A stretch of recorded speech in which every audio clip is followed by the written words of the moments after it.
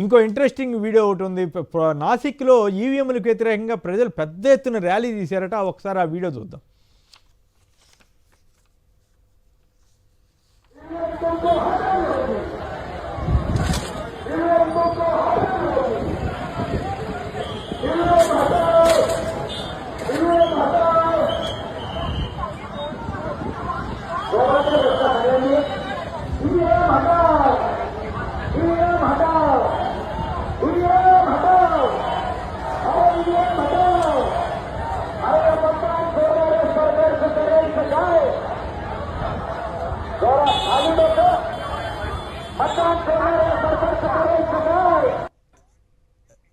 Right, ఈవీఎంలు హఠావు అంటూ నాసిక్లో అంత పెద్ద ర్యాలీ తీయటం అనేది సంచలనాత్మకమైన విషయమే. మురళి గారు మీరేమంటారు? సంక్షిప్తంగా తల ఒక మాట చెప్పండి. అంటే ఈవీఎంల గురించా ప్రభుత్వం గురించా సార్? ఏమంటారు? ఈవీఎంల గురించి మాట్లాడమంటారా, ప్రభుత్వం గురించి మాట్లాడమంటారా? ఏ ప్రభుత్వం గురించి? ప్రభుత్వం గురించి ఇప్పుడు దాకా మాట్లాడారు కదా, ఈవీఎంల గురించి మాట్లాడారు. ఈవీఎంల మీద ఒక పెద్ద చర్చ జరుగుతోంది. మీరు అన్నట్టుగా చాలా పెద్ద చర్చ జరుగుతోంది. మహారాష్ట్ర ఎన్నికల తర్వాత ఈ చర్చ మరింత పెరిగింది. అవును, మహారాష్ట్రలో ఈవీఎంలు అంటే లోక్సభ ఎన్నికల సందర్భంగా అత్యధిక ఎంపీ స్థానాలు సాధించినటువంటి కూటమి ఈ రోజు దారుణమైనటువంటి ఓటమికి గురైంది. వీటన్నిటిని కూడా హ్యాక్ చేయడానికి అవకాశం ఉందని చెప్పి ఒక అతను కూడా దాని మీద ఒక ఇది చేసి డెమో చేసి చూపించడం కూడా జరిగింది. వాస్తవంగా దీనికి గతంలో మాకున్నటువంటి అభిప్రాయం దీని మీద ఇంకో చర్చ జరగలేదు, మేము కూడా ఒక ఒపీనియన్ కి రాలేదు.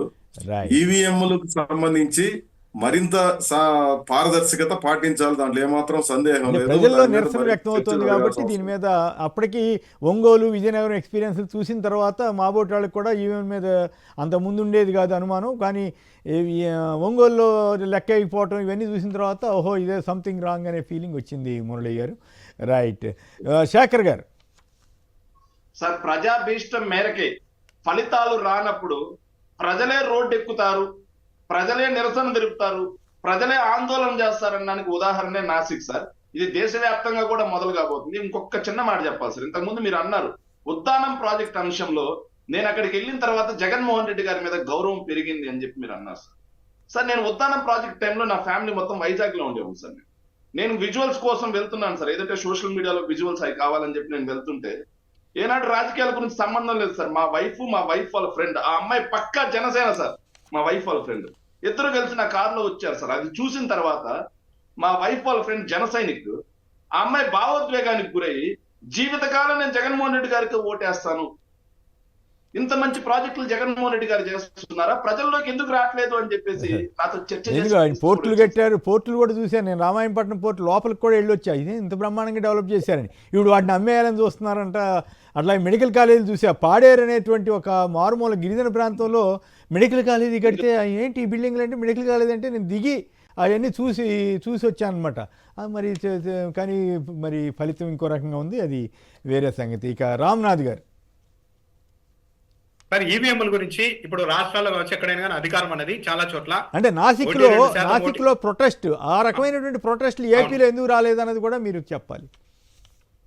ఇప్పుడు 1-2% ఓట్లతో కూడా అధికారం తారుమారవుతున్నప్పుడు 48% ప్రజలు అంటే ఓడిపోయిన పార్టీ వైపు ఓటేసిన వాళ్ళు 48% ప్రజలు ఏదో జరిగింది, రిగ్గు జరిగింది, ఈవీఎంలో తారుమారు జరిగింది అన్న ఒపీనియన్ ఒక 48% మంది ప్రజల్లో ఏర్పడితే అది ప్రజాస్వామ్యానికి చాలా ప్రమాదకరమైనది.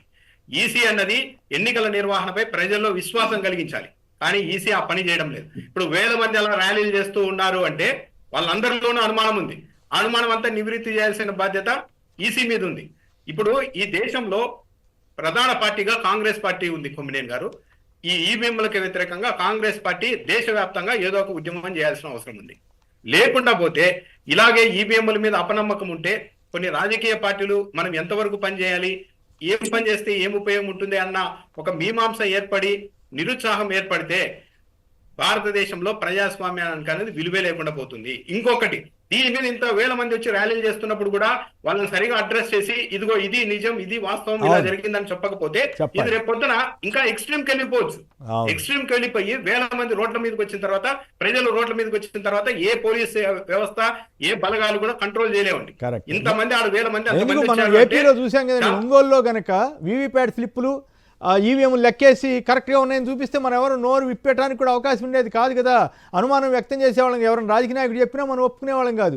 అలాంటిది అది చేయకపోగా ఆ పార్టీ ఆయన్ని వేరే పార్టీలో చేర్పించడం, తర్వాత హైకోర్టు వారు, గౌరవ హైకోర్టు వారు అసలు ఆయన ఈ 2 నెలల పాటు అసలు దాని మీద చిన్న తీర్పు ఇవ్వడానికి 2 లెక్కండి అని చెప్పి తీర్పు ఇవ్వకపోవటం, ఆ 2 నెలల తర్వాత ఏదో ఇచ్చేయటం, అవన్నీ చూస్తే సహజంగానే సందేహాలు వస్తాయి కదా. ఎన్నికల కమిషన్ దీని మీద స్పష్టత ఇవ్వకపోవటం, వీటన్నిటి మీద మీరు చెప్పింది కరెక్టే రామ్నాథ్ గారు.